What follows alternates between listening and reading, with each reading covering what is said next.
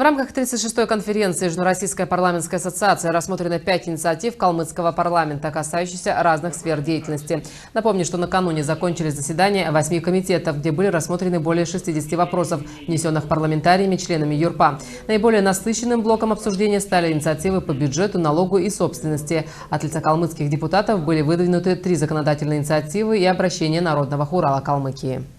Плановые вопросы в этой повестке – это и вопросы социальной поддержки в этот непростой период, и вопросы укрепления государственности, и вопросы, связанные с поддержкой экономики в той части, которая связана и с малым бизнесом, и работой промышленных предприятий. Вы знаете, эта площадка, она в принципе позволяет нам, в том числе парламентариям Калмыкии, видеть те тенденции, которые есть на юге России, принимать предложения и в то же время вносить свои предложения.